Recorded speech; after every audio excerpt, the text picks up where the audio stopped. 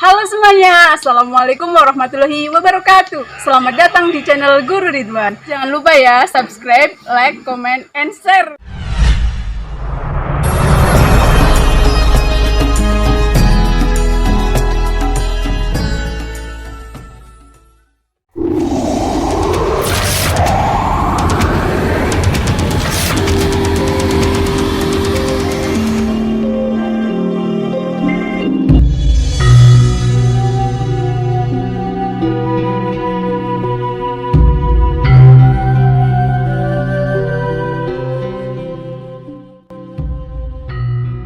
Ajaran Satrio Piningit. Memasuki dunia nyata, Satrio Piningit menggunakan tubuh jasad atau jasmani. Tanpa jasad tidak akan mungkin itu terjadi. Dan dalam jasad tersebut terdapat ruh atau jiwa. Adalah pemberi kekuatan dan pemberi kehidupan pada badan jasmani ini. Dan tanpa jiwa atau roha, maka Satrio Piningit akan sama saja dengan benda mati. Karena ROH adalah pemberi kekuatan, kekuasaan, dan daya pemelihara badan jasmani. Dan badan jasmaniah menyimpan dan memelihara isinya. ROH yang disebut jiwa atau atma adalah permulaan zat yang memiliki pertalian dengan zat ketuhanan, yang merupakan mula tertinggi. Roha dicerminkan sebagai daya cipta dan daya imajinasi manusia yang meneruskan, yang memelihara, yang menjaga dan melindungi. Dalam tubuh jasmani, roha memiliki kendaraan untuk berkomunikasi dengan dunia fisik yang disebut sebagai budi atau jiwa rohani. Budi menghamba pada roha. Jiwa rohani ini tidak memiliki kesenangan dan nafsu, karena mengembangkan sisi baik manusia, dan menjadi sumber suara batin. Pada saat kedatangannya di alam kehidupan, jiwa kerohanian ini mendapat selaput yang dinamakan kama, atau kama rupa, atau sifat baik, atau sifat kemanusiaan, dan yang afs uburun atau sifat kebinatangan. Dan ini merupakan badan halus yang akan tetap lengket pada roha selama roha berada di daerah astral. Setelah meninggalnya manusia, akan tetapi badan halus ini akan ditanggalkan apabila roha memasuki daerah kelangitan.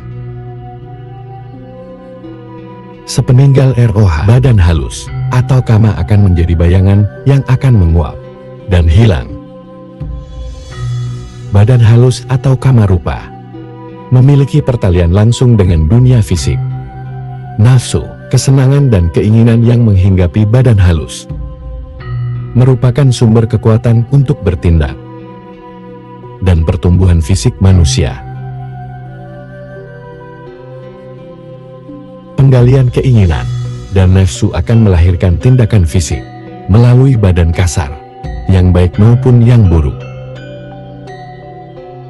Di dalam nafsu yang melekat pada badan halus, terdapat jiwa kebinatangan yang memunculkan keinginan dan rasa senang susah, cinta benci, dan sebagainya.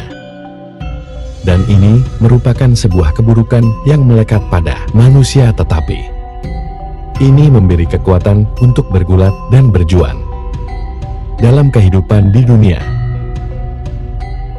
Lapisan di luar kamar rupa adalah badan jasmania atau badan kasar. Biasanya apabila ada kecenderungan dari jiwa kebinatangan terlalu kuat, maka budi akan memberi peringatan. Dan pergulatan jiwa kebinatangan dengan jiwa kerohanian menentukan perkembangan moral dan intelektual manusia. Roha budi kama rupa adalah unsur kehidupan. Dan di luar unsur-unsur tersebut, berkembanglah badan kasar manusia, yaitu badan fisik yang kasat mata, pengikat atau jembatan antara unsur kehidupan dan badan kasar manusia. adalah nafas atau peranak. Kekuatan pemikiran atau pertimbangannya disebut manas.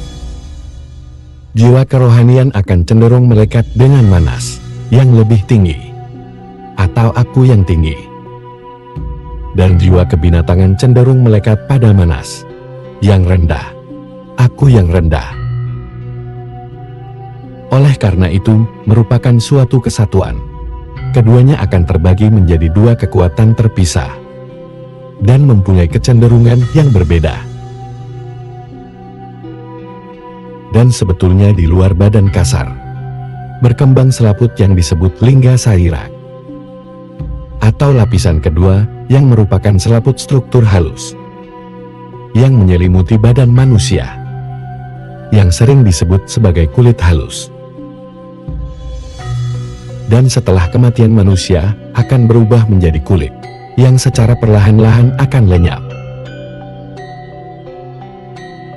Dikarenakan menyelimuti badan kasar, maka ukuran kulit halus lebih besar dari badan kasar, yang merupakan sarana jiwa kebinatangan.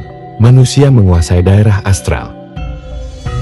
Dan kulit halus ini tidak hanya menyelimuti bagian luar tubuh manusia, melainkan juga merasuk ke dalam tubuh fisik, dan melapisi semua organ tubuh kasar, dan menyerap magnet-magnet alamiah dari atmosfer ke dalam badan manusia.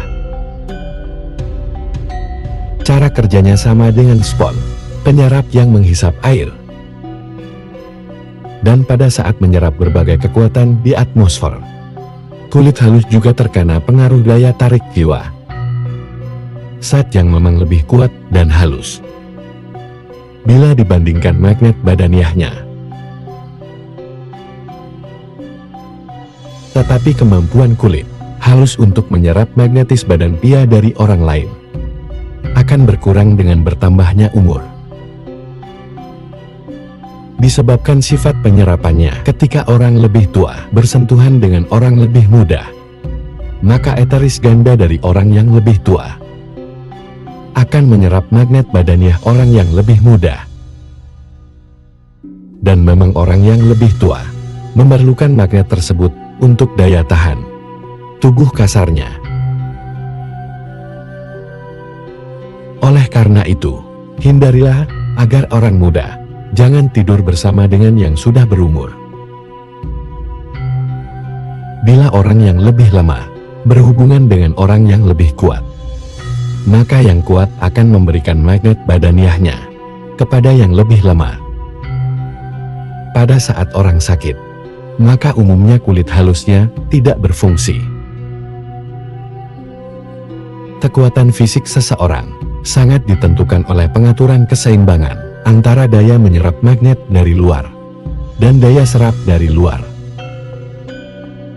Maka dari itu, pada saat mengunjungi orang sakit, seseorang harus berusia 14 tahun agar cukup kuat menjaga keseimbangan antara menyerap dan diserap. Karena di bawah usia itu, kulit halusnya harus dilindungi oleh ibunya. Sama dengan orang lebih tua bersenggama dengan orang lebih muda, maka daya magnet yang lebih tua akan menyerap daya magnet yang lebih muda tersebut. Dan apabila kekuatan magnet ini terus-menerus diserap, seseorang akan dapat meninggal karena kehabisan daya magnetnya. Terdapat orang yang memiliki daya magnet kuat, luar biasa, dan harus dihindari. Karena semuanya dari mulai manusia binatang, tumbuhan akan ditarik kekuatannya. Dan pada hari pertama meninggalnya, kulit halus menjadi kulit, dan keluar dari jenazah. Keluarnya kulit halus tersebut akan memutuskan tali jiwa, atau suratma, yaitu penghubung antara tubuh fisik dan unsur halus seseorang. Secara fisik, suratma tampak dalam prana. Terputusnya tali jiwa sebenarnya merugikan badan halus yang masih membutuhkan ROH. Tetapi bagi ROH, putusnya tali jiwa merupakan suatu keuntungan, karena ROH akan terlepas dari kulit halusnya. dan bisa bebas menuju ke langitan. Dan biasanya ini terjadi pada hari ketika meninggalnya seseorang. Dan apabila seseorang meninggal secara mendadak, pemutusan baru terjadi beberapa tahun kemudian. Dan juga kulit halusnya belum terbebaskan dari ikatan dengan ROH selama beberapa tahun. Dan dalam kondisi tersebut belum dapat melepaskan diri secara alamiah semacam itu. Kulit dan badan halus akan mengembara dan amat mudah dimasuki oleh pemikiran, sehingga akan mempunyai kehidupan sendiri. Badan halus yang masih mengandung ROH tersebut biasanya akan kembali ke rumah tempat kediamannya ketika dia hidup dan mencoba meneruskan kehidupannya. Sementara sebagai makhluk halus, dengan mengambil magnet badannya dari para penghuni rumah tersebut. Dan ini membahayakan bagi orang yang masih hidup. Beberapa orang dapat tanpa sadar melepaskan kulit halusnya untuk sementara. Dan kulit halus akan tampak seperti badan kasar. Perginya kulit halus dapat terjadi sesaat, atau sebelum dan sesudah kematian. Pada kematian mendadak atau kecelakaan, kulit halus dapat segera keluar dari badan kasar. Bila keluar sebelum kematiannya, kulit halus akan mirip sosok hidup, termasuk luka-lukanya apabila mengalami cedera. Bila keluar sesudah kematian, kulit halus akan kelihatan sebagai orang yang mati itu. Seringkali sosok kulit halus ini akan muncul pada tempat yang jauh dari tempat meninggalnya, yaitu tempat di mana yang diingat seseorang sebelum meninggalnya. Kulit halus tanpa badan halus menjadikan badan halus tanpa pemikiran, dan tergantung dari setiap pemikiran atau niat dari pemiliknya.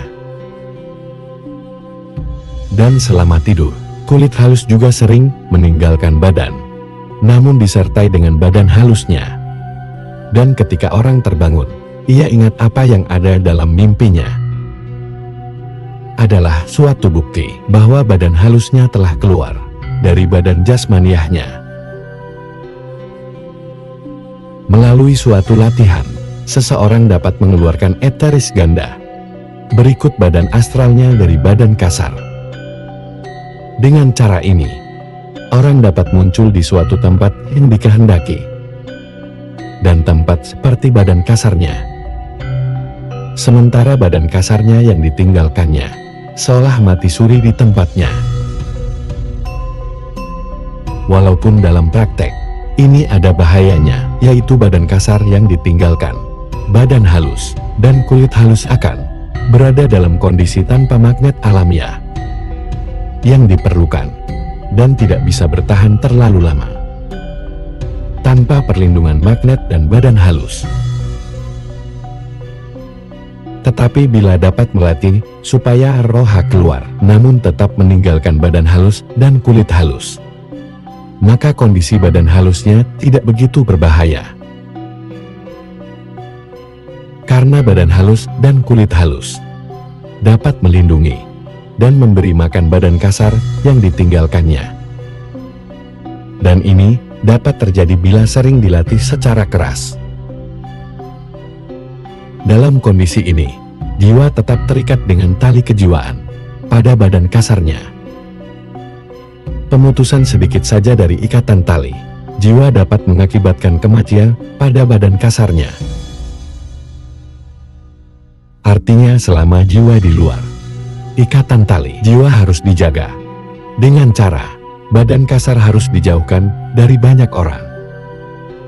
Tidak ada keributan di sekitar badan kasar, atau menyentuh tubuh yang mati suri itu. Tali kejiwaan jangan dipandang sebagai tali atau benang keduniawian. Suratma adalah kekuatan jiwa yang menghubungkan jiwa dengan badan kasar, dan berasal dari hukum Krishna hukum kekuatan yang membentuknya. Jiwa diselimuti oleh 4 lapisan. 1. Roha kerohanian dan badan kejiwaan atau budi. 2. Jiwa kemanusiaan atau kebinatangan yang disebut juga badan halus. 3. Badan kasar jasmani.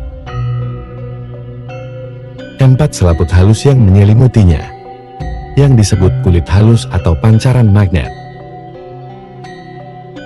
Dalam proses kematian seseorang, sejarah berurutan, lapisan-lapisan tersebut akan mengalami kematian dan proses perubahan. Badan kasar, mati fisik secara biologis. Selaput halus atau kulit halus, setelah keluar dari badan, menjadi kulit dan lenyap. Badan halus pada kematiannya yang kedua, dan dalam peralihan kelangitan yang pertama, dan Roha setelah peralihan ke kelangitan yang kelima.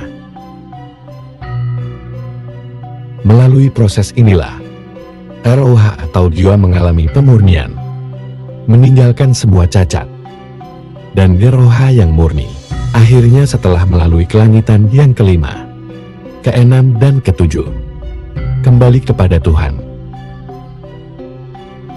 Kekuatan yang menghidupkan, jasmania atau badan kasar manusia, terdiri dari 3 unsur utama. 1. Peranak, kekuatan yang menggerakkan bagian tubuh. 2. Saman kekuatan, magnet badania. Dan ketiga karma atau naluri, hukum dari perbuatan, sebab dan akibat.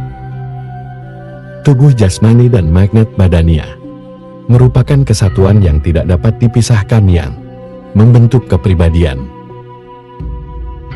Tubuh jasmania sendiri terdiri dari aliran berbagai zat kecil yang tidak terlihat, gas yang dipadatkan, dan udara yang merupakan campuran antara gas zat asam, gas zat nitrogen, gas zat air, dan gas zat asam arang. Zat gas-gas ini adalah unsur-unsur yang terdiri sendiri. Namun, karena kerjasama dari kedua unsur utama, maka menjadi satu kesatuan. Dan dengan cara ini maka semua bagian tubuh akan selalu ada penggantian. Dan dalam selang jeda waktu 3 bulan, akan diperbaharui atau diganti lagi. Organ tubuh terdiri dari 4 kekuasaan, yaitu pernafasan, panas tubuh, peredaran darah, dan pencernaan makanan. Seluruh kekuatan ini berjalan karena magnet badania.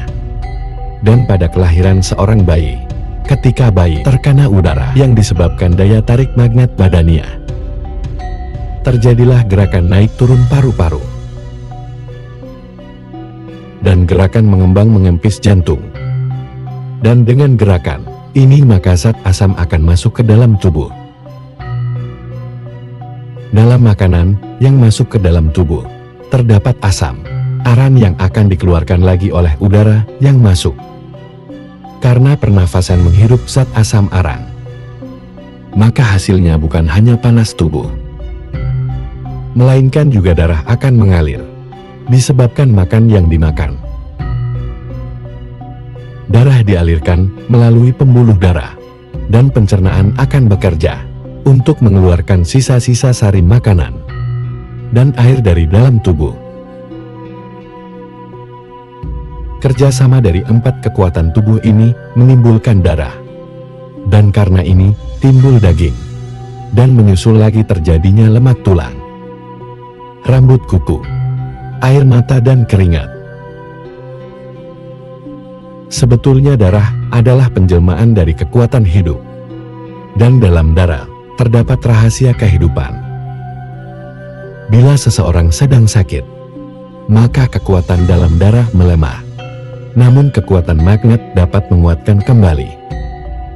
Dan ketika seorang meninggal, selama darahnya belum berubah menjadi air orang, ini belum meninggal secara keseluruhan. Kulit bukan hanya selaput pelindung tubuh manusia, melainkan juga merupakan organ tubuh utama. Susunan kulit cukup rumit. Terdiri dari dua lapis, yaitu kulit luar dan kulit dalam. Bagian kulit luar yang kuat memiliki banyak lubang kecil-kecil yang menghubungkan dengan kulit dalam. Kulit bagian dalam terdiri dari pembuluh darah dan saraf yang dijalankan oleh gerakan naik futon dari tubuh disebabkan pernafasan melalui lubang kecil kulit luar. Inilah darah yang tidak terpakai atau berakibat buruk, seperti uap dan keringat akan dikeluarkan. Di kulit luar ada selaput serupa minyak yang harus selalu dibersihkan. Bila tidak, maka lubang-lubang kecil pada kulit luar akan tertutup dan akan berakibat buruk bagi darah dan dapat menyebabkan seseorang akan sakit. Bahkan penyumbatan akan menyebabkan kematian.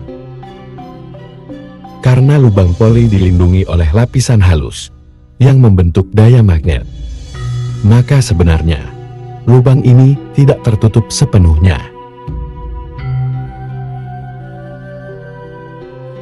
Lapisan kulit halus membawa magnet alam ke dalam badan dan dapat mempengaruhi badan dari daya tarik magnet astral dari ROH, karena badan halus merupakan jembatan antara badan kasar dan jiwa.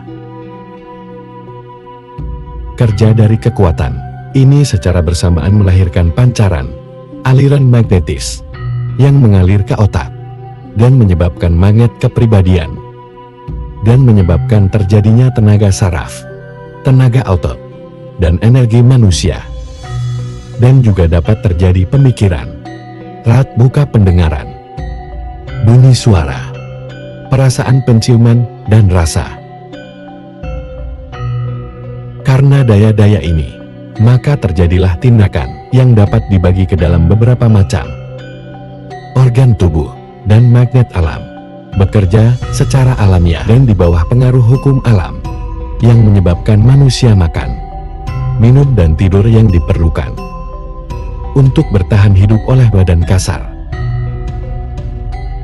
Magnet kepribadian melalui daya pikiran dari seorang manusia bersih dan tindakan baik, maka bentuk badannya akan baik dan halus. Bila seseorang selalu berpikir buruk dan bertindak jahat, maka bentuknya akan menjadi kasar dan jelek. Dan bila seseorang melakukan perbaikan tindakan, maka badannya juga akan membaik. Dan dalam keadaan normal, sebetulnya lemahnya organ manusia dan kurangnya pengaruh dari magnet alami akan menyebabkan penyakit. Dan bila unsur organik tubuh dan magnet keduanya tidak bekerja, akan menyebabkan kematian. Walaupun dengan latihan, seseorang dapat melihat akan kekuatan organiknya yang menyebabkan mati suri. Kerja organik kita jelek bila lapisan halus kurang membawa magnet alam ke dalam tubuh seseorang.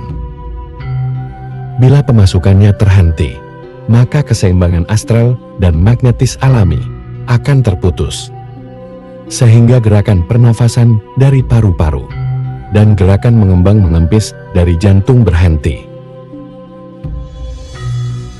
Dan ini dapat diperbaiki dengan mengambil nafas dalam-dalam dan mengeluarkannya. Dan gerakan ini dilakukan dalam keadaan berbaring. Karena tarikan nafas yang kemudian masuk ke dalam tubuh akan membakar benih-benih penyakit dan akan mengalirkan banyak magnet alam ke dalam tubuh seseorang. Dan penyakit serta gangguan peredaran darah dapat dihindari dengan latihan pernafasan atau peranak jamak. Naluri adalah tindakan kejiwaan yang tidak disengaja. Karena itu tindakan ini sering dianggap sebagai tindakan di luar kendali pikiran sadar manusia. Dan naluri itu muncul karena memang tidak ada tindakan lain yang dapat dilakukan untuk selamat. Dengan melihat, mendengar, merasa adanya bahaya, secara otomatis badan digerakkan Kekuatan indera berasal dari magnet kepribadian, yang merupakan kekuatan rohania atau kekuatan jiwa seseorang. Naluri bekerja tanpa pemikiran dan tidak memihak, dan mengendalikan pemakaian magnetisme, kepribadian, dan tindakan baik dan buruk. Sehingga dalam pelaksanaan juga hukum dari sebab akibat. Dan naluri berasal dari ingatan luar, atau jaringan ingatan alaminya, jiwa dan ingatan bagian dalam, atau ingatan kejiwaan nirroha. Ingatan luar merekam segala sesuatu selama hidup di dunia. Apa yang dilihat, didengar, atau dirasakan setelah kematian ini akan tetap menyertai jiwanya. Akan tetapi ingatan ini tidak akan mempengaruhi evolusi dari jiwa kebinatangannya. Ingatan ini akan hilang bersama dengan jiwanya bila rohnya sudah mencapai daerah kelangitan.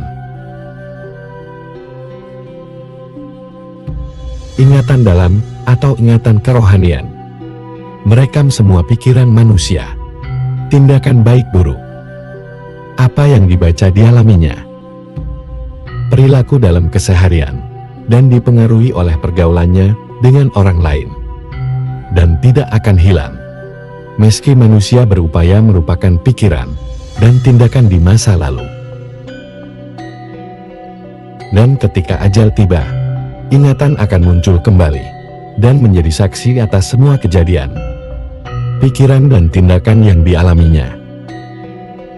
Dan ingatan akan mempengaruhi bentuk wajah, baik dan buruk sesuai ingatan yang disimpannya. Dan ini sangat berpengaruh besar dalam perkembangan jiwa seseorang. Dan sebagai hukuman atas mereka yang berbuat tidak baik selama hidupnya, maka ingatan akan dimunculkan kembali ke dalam bentuk nyata. Dan dengan ini akan timbul penyesalan. Pengikat dari semua kekuatan, daya dan upaya dari badannya seseorang adalah jiwanya. Manusia adalah makhluk yang punya roha, untuk sementara diselimuti oleh lapisan badania, yang tiap waktu dapat musnah. Akan tetapi daya pikir dan kemauan manusia selalu diperbaharui lagi. Ini akan berlangsung terus-menerus, hingga akhirnya selaput ini rusak dan ditinggalkan oleh rohnya. Meskipun demikian, kematian tidak lain daripada kelahiran dari rohnya yang akan berpindah dalam kehidupan lain. Karena roha tidak dapat musnah dan akan mempertahankan kepribadiannya. Lapisan organik hanya dipinjam untuk tampil sementara di daerah kehidupan seseorang. Jadi badan hanya alat. Karena mata dan sarafnya akan terikat pada ether dan bagian magnet yang lebih halus melalui telinga dan paru-paru dengan atmosfer.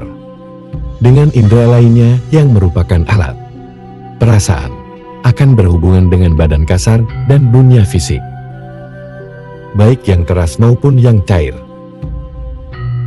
Hubungan jiwa dengan badania menyebabkan manusia yang berwujud organik dapat berhubungan dengan dunia rohania.